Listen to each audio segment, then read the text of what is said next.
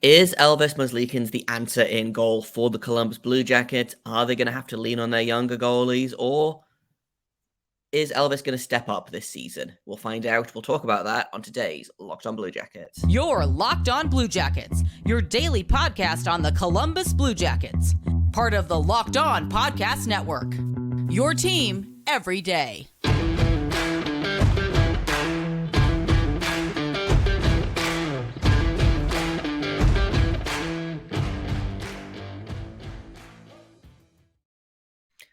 Hello and welcome to Locked On Blue Jackets, part of the Locked On Podcast Network, your team every day. I am, as always, your host, Jay Foster. With me is my co-host, Hayden Heilshorn. And before we get started, we want to thank you guys for making us your first listen of the day every day. Locked On Blue Jackets continues to be free and available on all podcast platforms. We're over on YouTube. We are so close to 500 subscribers. So if you want to help us hit that by opening night, please go ahead and go hit subscribe over on YouTube. And you can find us on the SiriusXM app as well. So today we're almost there. We're almost done talking about last season, and then we can move on. We don't have to think about last season at all. We're talking about Elvis Merzlikins today. He's our last season review, and things were rough for Elvis this season. Not great stats, but in anything. He played 30 games, started 27 of them, won 7 of them. So he lost 20 of the games that he started out of the 27, had a 4.23 goals against average and a save percentage of .876. That's not good. The Blue Jackets were bad kind of top to bottom last season, so I don't think this bad season that they had is not all Elvis's fault. But it sure didn't help, right? No, what he is getting paid, which last year was, I believe, $5.2 million. He did not play that good. He didn't play that good, and it's a shame because his rookie season was so electric, getting 5 shutouts. To my knowledge, it's the best the Blue Jackets goalie has ever done in his rookie season, get 5 shutout victories. It's been slowly downhill since then in his 4 seasons with Columbus, and he's pretty lucky, I'd say, to be getting a 5th year going into the season as a number 1 goaltender. But I don't think any Blue Jackets fan is necessarily mad about it because we love Elvis. He's awesome. He takes the game very seriously. He's been through a lot with the team, and he's just really fun to root for. I mean, I don't know what else to say. His name's Elvis, and he kind of carries.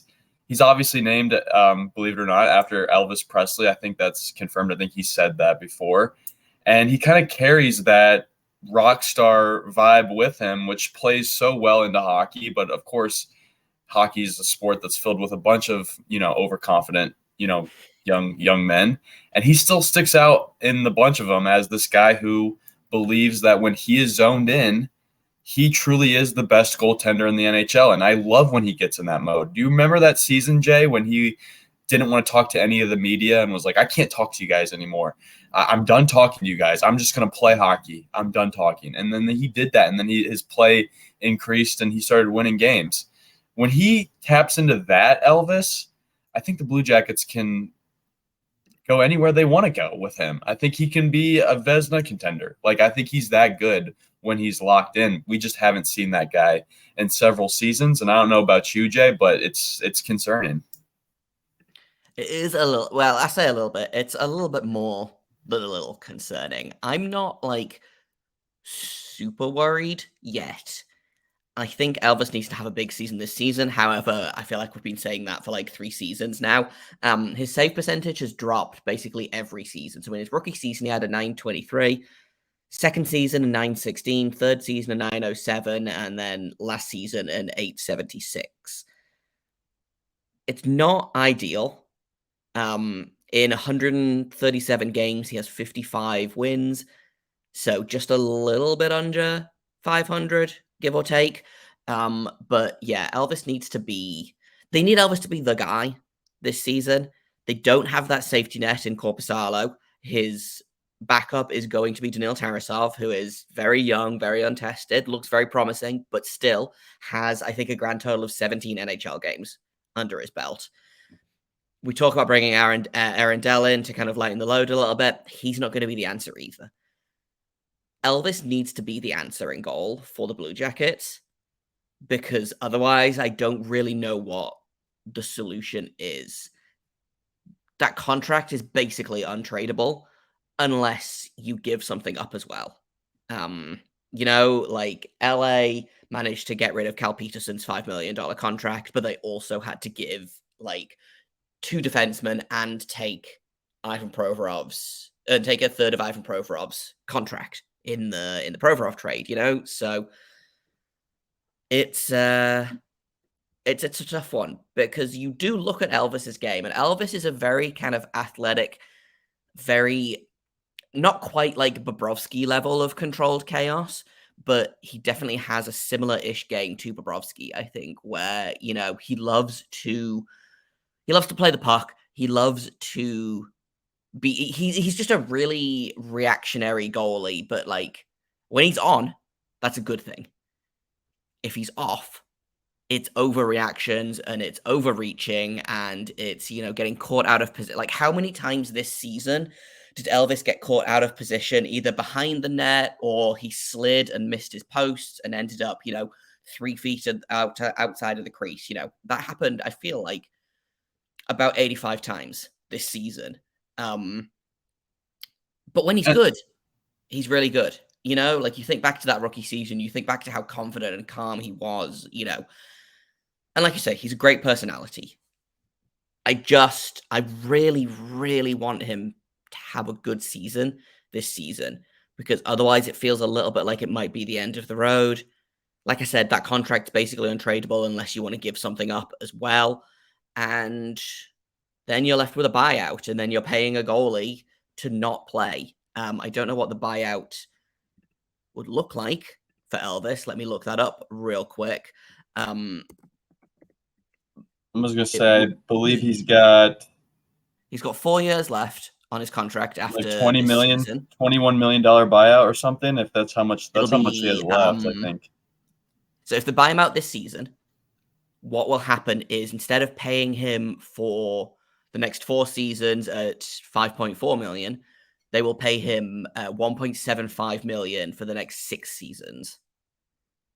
Okay, I mean, I would consider that just to get him out if he has a bad year. But I genuinely don't think he's going to have a bad year. I think he's going to be an improved goalie, because I think if you look at where he's at in his career, like, yeah, he's 29, yeah, he's making a bunch of money, but he's only going to be playing in his 5th NHL season. He just got done playing his 4th.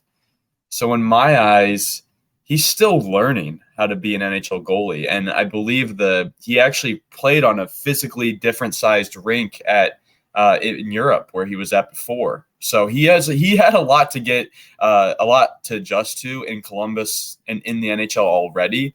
So the whole out of position thing, I'm not going to just attribute it to, oh, it's a different size rink. No, I'm just going to attribute it to he's still a young goalie learning, even though he's not. I understand that he's not, but he can figure that out. He's going to have a new coach this year, Nicholas Backstrom, who's from Finland, part of the world where he's from. Manny Legacy was from Canada, so maybe some comfortability there that could be helpful. I see like that's what Jarmo tends to do. He likes to surround people with people that are, from a familiar background. So I think that'll be good for him, and I think we'll get a better goalie. But yeah, I really don't want the world that you're talking about here, where we have to buy his contract out, because that just would be so sad. We all love him. He's a charming guy. He's always great for a soundbite. He plays the game with so much passion. His pads are cool. I love his different colored pads that he wears. I think that's awesome. But yeah, we'll have more words to say about the rest of his season in a second. But yeah, I don't want this thing to end up in a buyout. No, I also don't. Like, it's so tough, and because like I've been a huge Elvis fan since he arrived.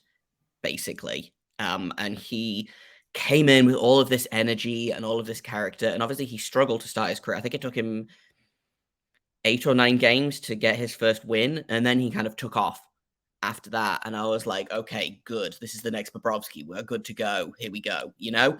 And it hasn't really gone like that. But I still love Elvis. I still believe that he can be a better goalie than he was last season, for sure. I want to talk a little bit about Nicholas Backstrom in a second. So we're going to do that. And we're going to talk about what Elvis has to do next season and also what the Blue Jackets have to do next season to be successful. And we're going to talk about that in a second here on Locked On Blue Jackets. First, though, I've got to tell you guys about AG1, the daily foundational nutrition supplement that supports whole body health. I drink it every day. I gave it a try because I'd heard the hype and I was getting tired of taking like a million different supplements. I wanted one easy to do thing, and that's AG1. I drink it in the morning. All it is I just put 1 scoop in a cup of water, give it a good mix. Sometimes I put it in a bottle and shake the heck out of it, chug it down, have my coffee, start my day, and it makes me feel like I'm ready to go, like I'm ready to take on the day. It's just really, really great. And it's super easy and it's cheap. I pay, $7 or $8 for an oat milk iced latte. It costs less than $3 a day for AG1. And that's pretty good if you ask me. It's a micro habit that delivers macro benefits, and it helps everyone take care of their health every single day. It's a win-win. And if a comprehensive solution is what you need from your supplement routine, try AG1 and get a free 1-year supply of vitamin D and 5 free AG1 travel packs with your first purchase. Go to drinkag1.com/NHL network. That's drinkag1.com/NHL network. Check it out. Okay, we're back with Locked On Blue Jackets. I'm Jay Foster. That's Hayden Heilson. We're talking all about Elvis this season. And before the break, I asked Hayden, what do the Blue Jackets need to do to support Elvis this season? What does Elvis need to do to support himself this season?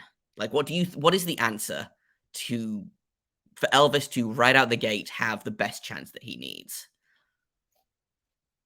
Well, I think he needs to find his spot in the crease again, because I think you're absolutely right. He is way out of the crease. He's overreacting to that. He tries to make that initial save a little too hard, and then he ends up out of position, can't get back across the crease. These are things that the normal fan notices with their eyeballs. Like, okay, the goalie was not even covering any part of the net there. He made it way too easy for that player to score a goal. So he needs to clean that up. I think that is something that I know he can clean up, because we haven't really seen that out of Elvis until the last season, last couple of seasons. So if he can get back to finding his spot in the crease, he'll be better for himself in that way. I think the defense is going to get better, so I don't need to say that the defense needs to get better for him. I think it's going to on its own. I think the Blue Jackets need to win those games where they are playing teams like the Toronto Maple Leafs, like the Florida Panthers, teams that are going to put 40 shots on your goalie. They need to win those games for Elvis, because Elvis actually plays good in those games. In games where he faces more than 40 shots, he actually more often than not has above a .9 save percentage. So, which means he's doing what he's supposed to. It's just like similar to any football. I got football in my mind. This always happens. I get football in my mind. But you want your running back to get 3.3 yards a carry. You want Elvis to save 90% of the saves. He does that in games where the Blue Jackets allow 40 shots. The Blue Jackets are built to score goals. So I think his wingers, I think his wingers. I think Johnny Gaudreau, Patrick Laine, Kirill Marchenko, Kent Johnson, those guys, you need those guys one of those guys need to score 2 goals a night, essentially, in those games where you're playing Toronto, where you're playing Vegas. Like, the offense needs to pick it up. And because let's be honest, Jay, they didn't show up at times last year. Like, yeah, we had a lot of games where the Jackets were scoring 5-6 goals, but there were a lot of games where the Jackets weren't doing squat on offense. So. Yeah, I completely agree. And I like the football metaphor. I am also going to bring a different sport metaphor into this, which is baseball. You need to give your pitchers run support. Last season, I'm just looking this up now, the Blue Jackets were, I believe, dead last in goals against per game and not much higher in terms of goals for per game. So they were already, starting on the back foot, so to speak. I'm just pulling up the exact numbers right now. So last season, the Blue Jackets were 30th in the league with 2.6 goals per game scored, and they were allowing over 4 goals per game. So basically, they are scoring 1.5 goals less per game than they were allowing. If they score an extra goal, like if they score an extra 2 goals every other game or an extra 2 goals every 3 games, math is tricky, but you get my point. Yes. If they can up the scoring, I don't think it's probably not gonna jump massively. The highest goals for per game was the Oilers, who scored 3.96, almost 4 goals a game. If the Blue Jackets can get that to up to 3.5, and if they can cut the goals against down, Elvis is gonna have a better time. Fans are gonna have a better time. Everyone's gonna have a better time, and I completely agree. It's you need to get support from your wingers. You need more goals from them. But I think, yeah, shoring up the defense is definitely what they need. And they've done that. So we'll see if it works. We'll see how it goes. I also want to kind of just go back to Nicholas Backstrom for a minute. I think, obviously, the situation with Matisse Kivlenieks, awful, traumatizing, very, very sad. And I think Elvis is still deeply affected by that. I also think Manny Legacy is deeply affected by that.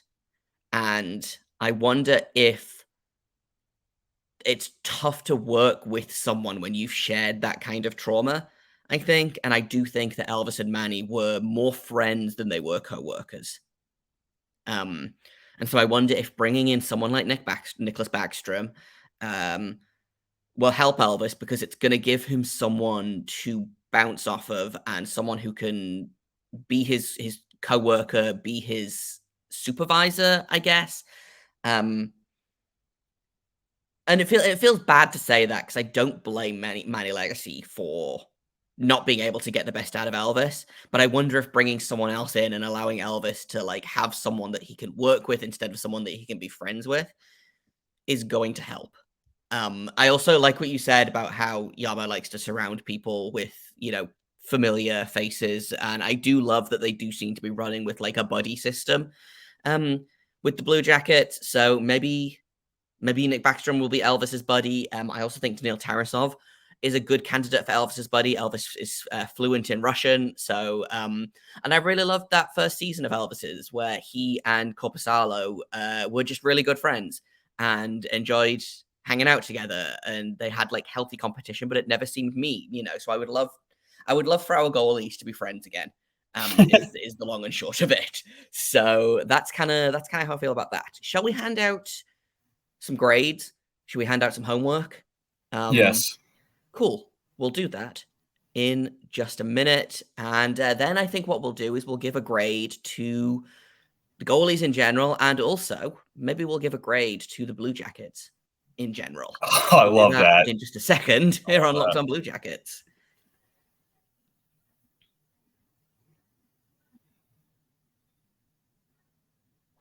Let's talk about letter grades, because unfortunately for me, I think Elvis is getting an F, which might be the only the only F that I have handed out in these season reviews. But they needed him to not be the worst goalie in the league. And if you look at the underlying stats, we get away from save percentage, we get away from goals against average, we start looking at expected goals against and saves above average and things like that. Elvis was statistically the worst goalie in the league, apart from the guys who played 1.5 games. And unfortunately, I think if you are the worst in the league in your position, That's a failing grade. I would love to sit here and be like, I'm going to give him a D because he tried, but it just fell short, and I believe he could be better. Like, Elvis gets an F from me, and I'm sorry. Maybe that's me being too negative. Maybe that's me being too pedantic. But I don't know. I just a failing grade. But I want to with the caveat that I fully expect Elvis to be playing at a C+ or above next season, at the very least. Yeah, I expect him to. I think everything around him is going to get better. Just to finish off what we said about the wingers last segment, I want to also say it's not only on them to score goals, but they also need to be more defensively responsible too. Like, they have to play defense. They have to cover those star defensemen that are taking shots from the blue line. It's on you to close out those guys just like it is in a basketball game. How many sports can we reference this? I know I'm running out of sports that I know literally anything about here. Like, Yeah. Yeah. Well, it is kind of the start of fall, which is when a lot of American sports come back. So it's okay. We can take some liberties. And we had some ex-Blue Jackets at the Michigan game. Yeah, we did have some, which was a lot of fun. I enjoyed that in as much as I enjoy any football, but yeah, we did have some of that. I think and then also, like, the Blue Jackets got Adam Fantilli too, so that will help those wingers score goals because he's going to take up some attention on the ice. Everything's going to get better, so I'm confident of that. But yeah, Elvis did fail this past year. He failed. I think he had cool pads, so I'm going to give him a D-. I'm giving him an A for his pad game because it's always just best in the league. It's sick, man. I'm not gonna lie. Like, hey, if you dress and if you look cool out there, at least when you lose, you look cool losing, I should say. But I wish it was the adverse effect where, look good, play good. It doesn't seem to be that way with Elvis. So, hey, maybe the first thing Nicholas Backstrom comes in and does is say, hey, dude, get rid of those pads. Yeah, we need ugly pads for you to play well. Ugliest pads. Well, hey, Bobrovsky always had. Do you remember he always had like just the plain white pads? Yeah, for like a huge clean stretch of his time as a Blue Jacket, and so that became really popular. Remember that? Remember in the 2010s, Jay, when that just started becoming really like every goalie had all white pads, and then it just recently started going back the other way where goalies are mixing it up a little bit, and Elvis has always been mixing it up, even back when he played for the Latvian national team. He had some really cool pads back in those days too. But he's a cool guy. He's a charming guy. So that's why it makes sense. Like, Manny Legacy, you can't pin anything that happened on him because, Elvis is such a nice guy, and he becomes friends with anybody he becomes in contact with because that's why it was so interesting and funny back in the early time in his career when he got so mad at the media because he was always friends with the media. Like, he was always like, yes, come on over. Like, let's talk. Like, yeah. And he'll always give people like long answers. And like, he would be really engaging, really nice and polite. We know guys like that. We've interviewed guys on this show like that. But then he would have those moments where he'd be like, I'm not talking to you guys anymore. Like, it's too much for me. And like, although, like, in fairness, imagine you just moved a bunch of batteries around in front of 20,000 people and like did a really bad job. And then you've got to go and talk to all of the media, like, that thriving battery-related media scene that I'm sure exists in Columbus, Ohio. It's out there. You have to explain to them exactly what you did wrong and that you did it wrong and what you're going to do better next time. People get weird about goalies, like, not talking to media, but, like, I respect it. If you don't, if I had to go and explain exactly how bad I was at my job to a bunch of people who just watched me be really bad at my job, like, I would also be like, actually, I don't want to talk to you guys. And like part of it, I get, you have to talk to the media in whether you win or whether you lose. It's an expectation as part of your contract, and it's an expectation as, something that you have to do because you play in the NHL, Mm-hmm. But I get it. Yeah, that's my point. Not wanting to talk to the media, and I get that. I don't think it was a distraction necessarily, but I do see where he's coming from. Where he's like, okay, after the game, I need to sit here and I need to digest and I need to think to myself instead of going out there for the 7th straight game and being like, yeah, I know I need to be better at this, this, and this. I'm going to be better next time. Because after a while, there's only so many things. There's only so many ways you can say, yes, I know I screwed up. You know? Yeah, no, I was just going to say I loved when he did that because to me, it kind of makes Elvis this guy that has this alternate ego that when he taps into it, he is that, 5 shutouts in 2 months goalie. Like he can do that. He can be that guy. He just needs to tap into that same animal, different beast mentality, that Mamba mentality, like the really special athletes out there have that ability to just lock in. And that's what I'm saying. I think Elvis needs to find that zone for him again. And I don't know what that looks like, but maybe the new coach can pull that out of him. I don't think so. I think this is truly a beast that Elvis needs to unlock for himself. And I don't know what it's going to take. I truly don't know what it's going to take. What do you think? What are some ways we can pull this beat? You and me, what are some practical ways you and I can do it? I don't know. That's a very great question. It's got to be something. Yeah, like what can we do to? Maybe it's just keep saying nice pads, but maybe lose the pads. Maybe go to the all white pads. I kind of liked that idea. Go to the all white pads. Yeah, if it's not working, change it up. I know I heard a story and I can't remember who it was about. I want to say Sidney Crosby, but that doesn't sound like something Sidney Crosby could do because he's kind of a lunatic in terms of superstitions. But there was a player that always said if he had a really good game, he would do something different next game. Because then he doesn't get stuck in that cycle of, well, I ate chicken from this place and I had a really good game, so now I have to eat chicken from this place until I die, and so if you have a really good game, do something different. And so yeah, I think if it's not working, change it up.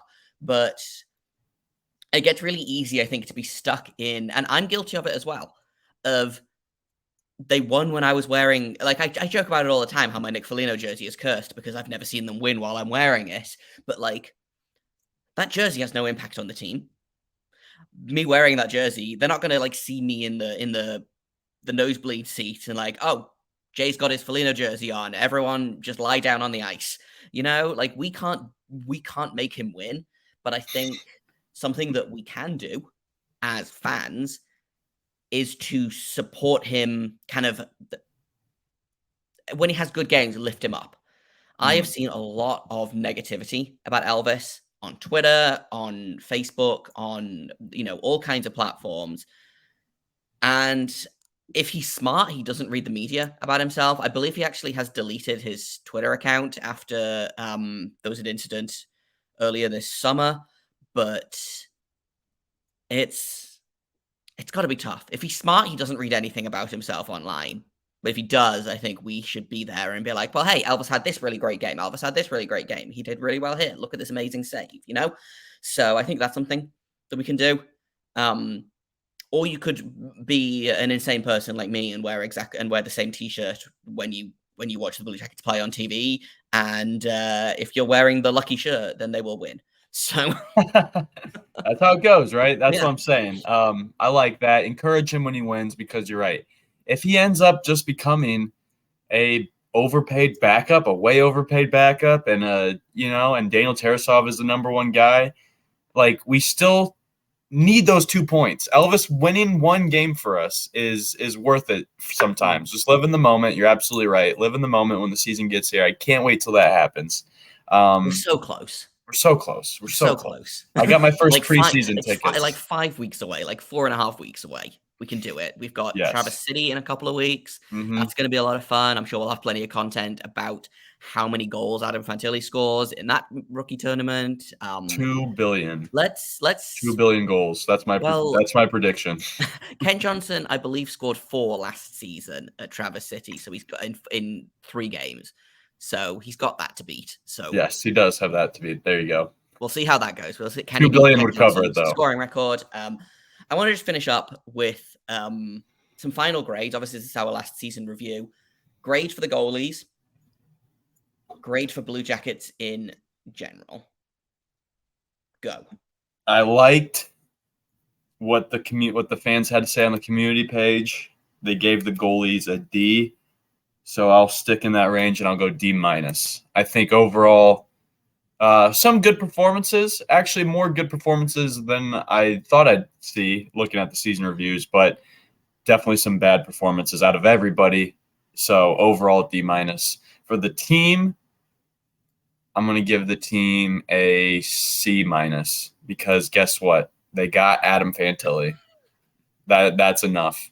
You got Adam Fantilli. The season, And, we're calling the season a success after Yep. getting Adam Fantilli. Yep. I'm kind of in the same boat. I think a D-ish for the goalies. I think Korpisalo really lifted it up. I think the promise that we see from Jack Reeves is also a big plus for me as someone who loves goalies and loves when goalies succeed. The team in general, again, it'd be really easy to just go, well, they also get a D because they were all terrible. But you've got to look at, guys who had incredible individual seasons. Kent Johnson had a fantastic rookie season. Kirill Marchenko had a fantastic rookie season. Johnny Gaudreau had a good season. Boone Jenner had a great season, I think. Laine was point a game. Laine was, 52 points in 55 games, or the other way around. I don't remember. But or either over a point a game or just under a point a game. Really, really good individual showings from basically everyone but the defense. It's just a question of how much does that defense drag it down? So I think I'm going to stick with you. I'm going to say C. And was it really a failure if we got the player that we wanted anyway? I know everyone wanted Bedard, but I had kind of, by about December, had convinced myself that the Blue Jackets weren't going to get Bedard because we don't get nice things. So I had kind of, at that point, I was like, right, Fantilli is the guy. We're going to go for Fantilli. And so, to get validated 6 months later with Adam Fantilli makes this whole stupid, terrible season worth it. And that's kind of all we've got for today. We didn't talk about what we're going to talk about tomorrow, but I think we should look to the future. I think we should do a little bit of a season preview. Talk about what the roster looks like, talk about who we're expecting to have big seasons. We'll do a little bit of a kind of an off-season, preseason preview. Why don't we go game by game and do a breakdown of the opponent and, try to predict what each starting lineup's going to be. Let's do that. Let's project what every team's going to do, what the standings are going to look like. Let's do it all, man. I can't wait to talk about this upcoming season. I'm so happy the season reviews are done. And we finally can look at this new year and be like, what's going to happen? That's just exciting to me. Yeah. It's going to be fun. It's going to be great. I believe in this team. I do too. They've let me down before, but maybe this time it will be different. So that's us today here on Locked on Blue Jackets. I'm Jay Foster. That's Hayden Houselson. You can find me on Twitter at _Jacob Foster, JAKOBFORSTER. You can find Hayden over at HaydenH971. You can find the show at LO_Blue Jackets. You can email us at lockedonbluejackets@gmail.com. Thank you once again for making this your first listen of the day every day. We are free and available on every podcast platform you can think of. We're over on YouTube and we're on the SiriusXM app. Thank you once again for listening, for watching. Hit like, hit subscribe, make us your first listen every day. And until tomorrow, make sure you stay locked on.